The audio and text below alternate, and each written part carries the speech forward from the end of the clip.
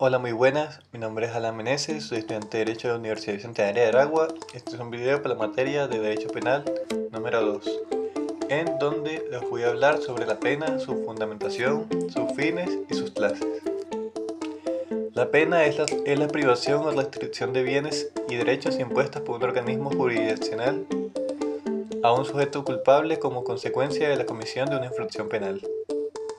Es decir, surge como consecuencia de las acciones emanadas del ciudadano tipificadas en la norma penal y que se determinaron culpables mediante los procedimientos judiciales de los entes administradores de justicia.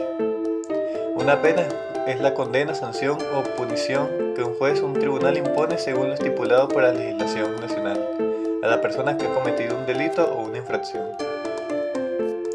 La pena es la condena o sanción que el juez impone según lo que considere el fundamento legal establecido. Dicha sanción debe ser cumplida por la persona que cometió el delito. La pena se justifica por sí misma y su razón de ser surge como consecuencia del delito. La pena entonces cumple la función de castigar a quien actúa de mala manera, con el objetivo de prevenir los delitos.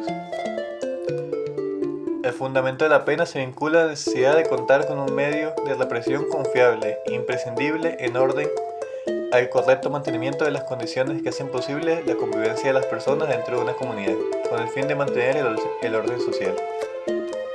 El Estado, en el ejercicio de sus funciones normativas y en la oportunidad de aplicar el derecho penal como medida de controlar la conducta y mantener la paz social, busca un fin o un propósito que tratan de conllevar la pena a un objetivo de conseguirse mediante su imposición.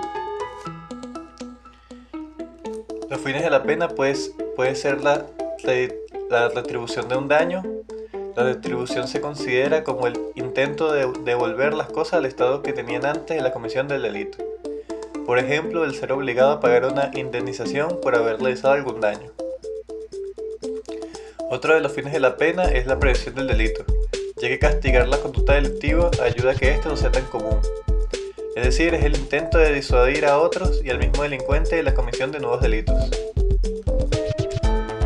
Por último, otro de estos objetivos es la rehabilitación del reo, es decir, que tras la estancia en la cárcel el delincuente logre reinsertarse a la sociedad. La reinserción es el intento de que el delincuente vuelva al marco social del que se separó por el delito. La pena no es un fin propiamente dicho, sino un medio, siendo este utilizado para corregir a las personas y restablecer el orden violado.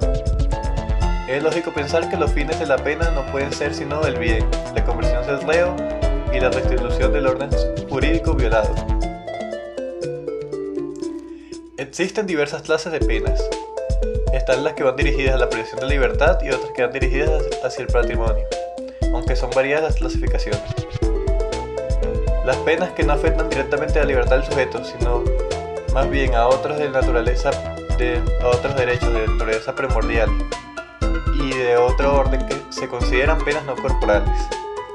Estas penas pueden ser la sujeción de la vigilancia de la autoridad pública, la interdicción civil por condena penal, la inhabilitación política, la inhabilitación para ejercer alguna profesión, industria o cargo, la destitución o suspensión de empleo, el pago de una multa, la caución de no ofender o dañar, la amonestación o apercibimiento, la pérdida de instrumentos o armas con que se cometió el hecho punible y los efectos que provengan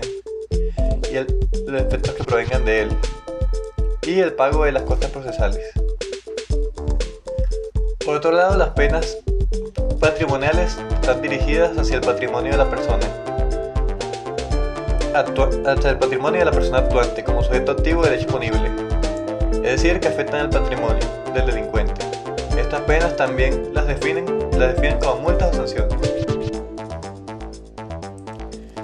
Las penas restrictivas de libertad están relacionadas con las penas corporales, y en ese sentido estricto del término, estas afectan a la integridad corporal o a la vida del sujeto que cometió el delito. Estas son las que afectan en mayor o menor medida la libertad del sujeto, impidiendo o obstaculizando su desplazamiento implicando la mayoría de ellas la internación en sitios de resolución penitenciaria. Estas penas están dirigidas a ser atendidas directamente desde lo corporal, es decir, las personas deben cumplir directamente estas penas, atendiendo a la responsabilidad según el hecho punible sentenciado.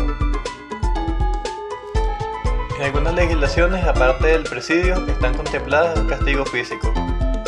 Por ejemplo, en algunos países árabes hay penas que implican recibir cierta cantidad de latigazos aparte del presidio. También en otros países también se contemplan las penas de exilio del territorio. Estos dos tipos de penas están abolidos en todos los estados democráticos del mundo. Aparte de esas, también existen legislaciones que contemplan la pena de muerte, reservada normalmente a los peores crímenes cometidos por personas en las que se considera imposible su reinserción en la sociedad. Si bien está abolida en gran parte del mundo, aún hay países democráticos como Estados Unidos, Japón y Taiwán que la aplican. Muchas gracias por su atención.